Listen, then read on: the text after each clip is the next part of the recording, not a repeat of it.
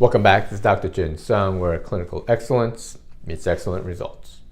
Today we're going to talk about dopamine withdrawal or dopamine detox.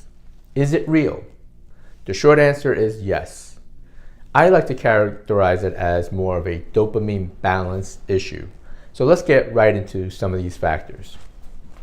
First of all, dopamine is produced in the central nervous system, and dopamine is synthesized in three different areas. Substantia nigra pars compacta, the ventral portion of the mesencephalon or midbrain, and the hypothalamus. Okay? Now, there are four pathways in the brain that have dopamine impacts. Number one is called mesocortical, and it modulates motor activity, movement. Okay? Mesolimbic is responsible for reward and pleasure. And this is what people are talking about when they talk about dopamine detox. They're really talking about reward and pleasure.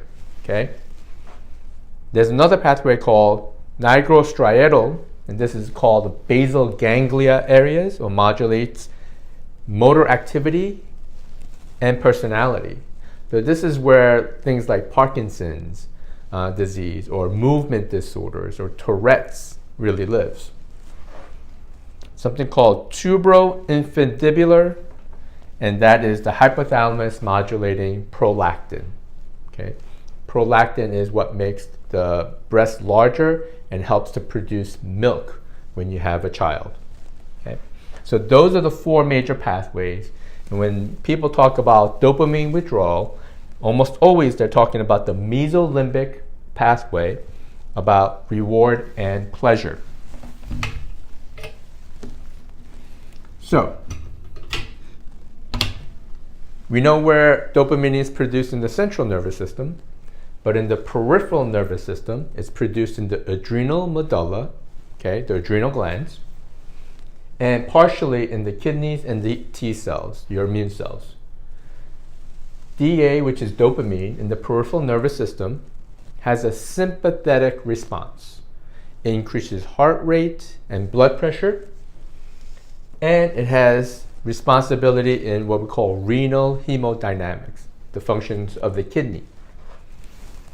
Peripheral dopamine does not cross the blood-brain barrier. Now this is very important.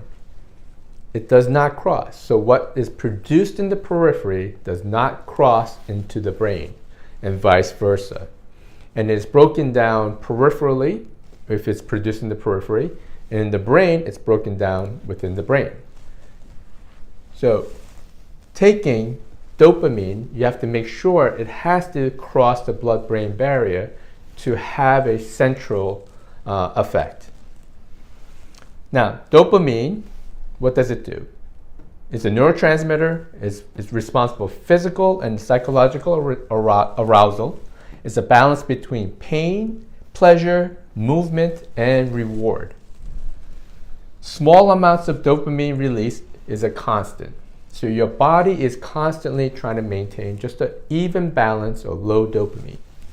Okay? It's balance, meaning homeostasis.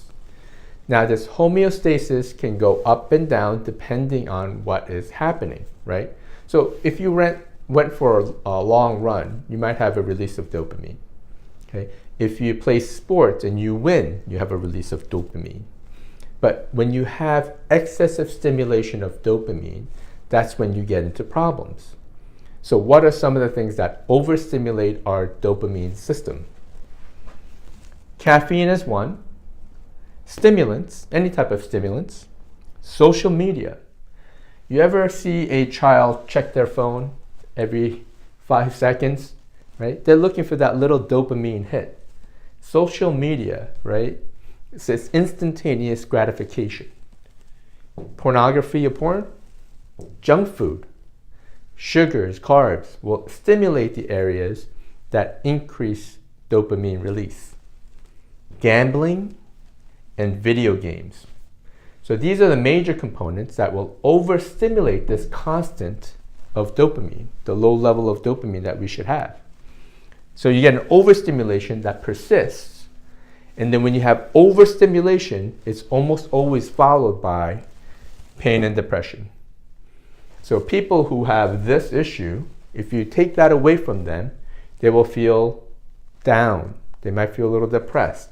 They might actually have physical pain or emotional pain related to eliminating this. So when we look at dopamine, it's not just pain and pleasure, but it's also movement, okay? And things that overstimulate this in general, right, are these factors leading to pain and depression on the other side. So it doesn't just go high dopamine and then come back to homeostasis. What it does is it goes high dopamine and then it goes down, okay, below the homeostatic point. In part 2, we're going to talk about different signs and symptoms of high dopamine and low dopamine. And in part 3, we're going to look at strategies for detox or balance, and then look at some supplements that might be beneficial for dopamine production, as well as clearance of dopamine. Today we're going to talk about dopamine detox or dopamine withdrawal, part number 2. If you haven't watched part number 1, you want to go back and watch that, where I explain where dopamine is produced in the brain, as well as in the periphery, and some of the behaviors that will impact dopamine levels. So let's get right into the low levels and high levels of dopamine and the symptoms. Let's get right into it.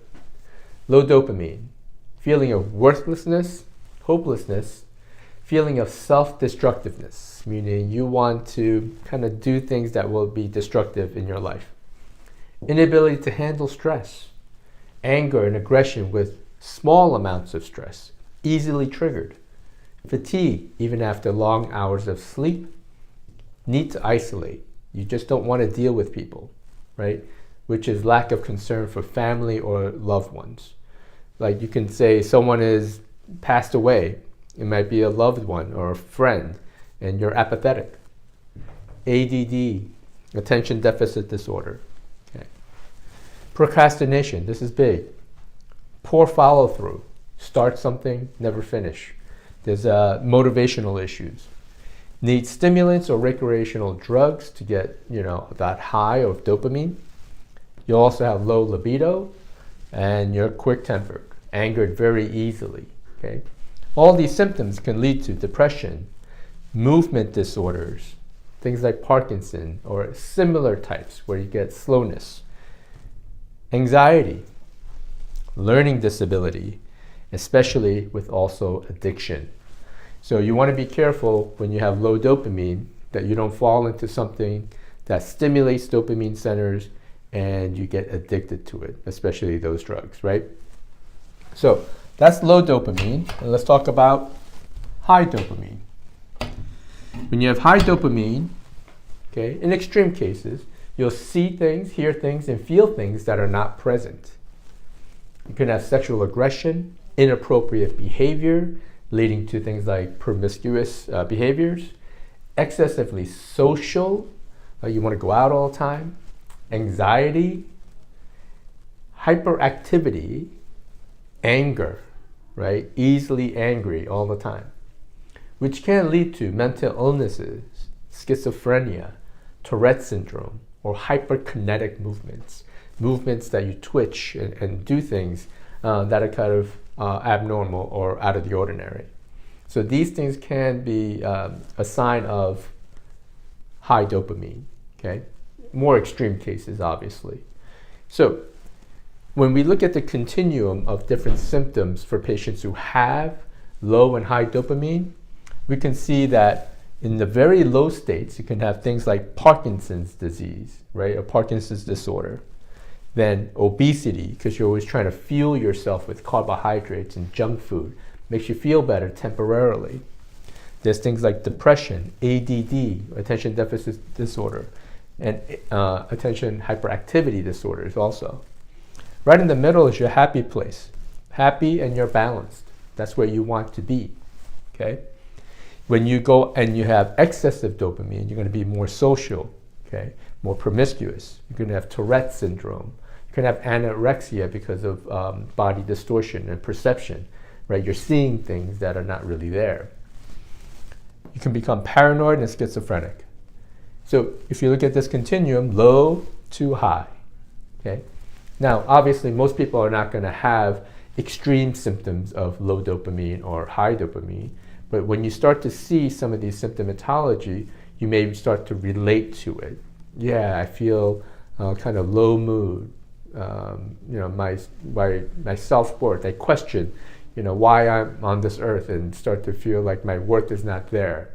So you have to look at these symptoms, and if you have 1 or 2 or 3 or more of these, then you have to say, maybe I have high dopamine, maybe I have low dopamine. And then on part 3, we're going to explain some of the nutritional strategies, the strategies to maybe detox from high levels of dopamine. Basically, you have to remove those stimulants that create dopamine spikes in our system. So you can create issues with mood and behavior and movement disorders and all those things related to dopamine. So stay tuned for part 3, where I explain some of the strategies and clinical and nutritional protocols to manage both low and high dopamine. Today we're going to talk about the best way to detox from dopamine. Now this is part 3, so you might want to watch part 1 and 2 to have a better understanding of what we're doing. So today we're going to talk about supplementation and strategies to detox from dopamine. Nutritional support. One is mucuna pruriens. It's a natural L-Dopa and is a precursor to dopamine production. Beta-phenylethylamine modulates what we call nigrostriatal pathways and the release of dopamine. Blueberry extract is an antioxidant. It helps to protect the cells that produce dopamine. D-L-phenylalanine is an amino acid precursor for dopamine. N-acetyltyrosine is another amino acid precursor. P5P or B6 is critical for dopamine formation or creation. And then glutathione reserves or precursors. You can take straight up glutathione or like a liposomal glutathione. It's very important for cellular oxidative damage. So you want to protect the cells that receive the dopamine as well as produce the dopamine. So this is a great supplement list for helping produce dopamine, but it also helps to break down dopamine. So let's get into the catabolism or the breakdown of dopamine. So if you want to break down dopamine, you need methyl donors, things like betaine, hydrochloric acid, folate or folic acid, B12, or even trimethylglycine, what we call methyl donors. You also need magnesium, okay, along with an enzyme, COMT, that will help break down dopamine to homovalenic acid. Okay, so this is the catabolism, the breakdown. Now, in order to metabolize or synthesize dopamine, we need to manage blood sugar or dysglycemia, because dysglycemia will affect transport proteins that help carry precursors for dopamine into the brain. The transport protein is called LNAA. Okay, so dysglycemia, insulin resistance, hypoglycemia, all these things can affect the transport protein. You have to manage anemia, iron deficiency, B12 anemia, pernicious anemia, right? So you need to manage anemia. Another one, there's oftentimes a P5P or B6 deficiency, especially with alcoholics or people who take certain medications that can deplete B6. You also need folic acid or folate. You'll need methylation, right? I mentioned here methyl donors, but you also need methylation for the synthesis or the buildup of dopamine. Liver disease will also impact dopamine because it increases an enzyme that will break down phenylalanine a little bit faster. So you need to make sure you don't have liver disease. So in terms of synthesis, you need to manage all of this. And then receptor binding or sensitivity. You have to have proper levels of testosterone or progesterone. in order to have sensitizing effects of the dopamine receptors. So testosterone and progesterone improves the sensitivity of the receptors for dopamine. Okay? Much like insulin resistance, you can get dopamine resistance. For example, if you watch, let's say, the first episode of a Netflix series and you get really excited, you have a dopamine rush and you really enjoy that first episode. As the day goes on, you watch episode 2, 3, 4, 5, 6, and by the 6th or 7th episode, you don't get the same joy that you had on the first episode. You develop resistance, okay? Also, termination of the signal. You need methylation, right? You need methylation along with magnesium for the termination of the signal. So these are the nutritional protocols that you can utilize. There are many companies that will produce dopamine support in a package form, okay? This formulation was actually made up by Dr. Kharrazian. He has his own company, but this is a formulation that he utilizes to help with dopamine production or even sensitivity, and sometimes just to help balance out the dopamine, okay? We can also use this type of package for patients who have maybe Parkinson's or early Parkinson's symptoms. When they're on medications, you can use these nutritional supplementation to help when the dopamine medication starts to go down in between dosages. So that's another strategy that you can utilize. Obviously, you want to talk to your physician about doing these types of things when you're on other medications. So it's very important to communicate with your physician about what you're doing with supplementation. All right? So here are their strategies. We have supplementation, but here we go. Diet. Diet is crucial to help you detox or manage dopamine highs and lows. So elimination of junk food. So you get that dopamine high every time you have junk food, but it may not last, okay? So elimination of junk food is crucial to help even things out. You have to increase protein to impact that transport protein, LNAA. Dysglycemia will also negatively impact that transport protein. So you have to manage dysglycemia. And that's part of reducing junk food, right? You have to improve insulin resistance or hypoglycemia or diabetes to have a positive impact on dopamine. Next, you can have increased foods that have phenylalanine, such as beef, cheese, chocolate, eggs, fish, turkey. Now, if you have a dairy sensitivity or you have issues with certain proteins, obviously you want to switch those out.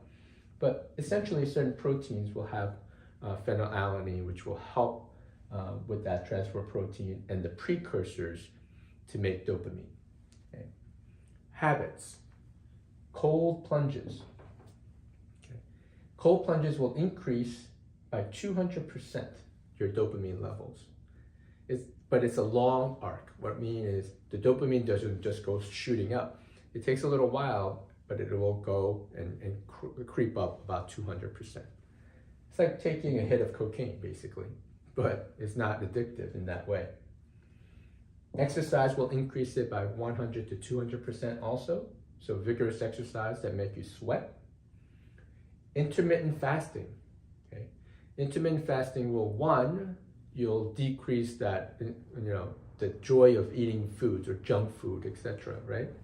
So it'll decrease that dopamine hit every time you eat, and then also manage dysglycemia. So you can do different types of intermittent fasting. I've done videos on this. You can do 8-hour window of eating or 6-hour, 4 hours. You can do a 3-day fast. You can do a lot of different things, but intermittent fasting is another way to reset. And then abstaining. You have to abstain from things that create increased dopamine or dopamine hits. Social media is a big one.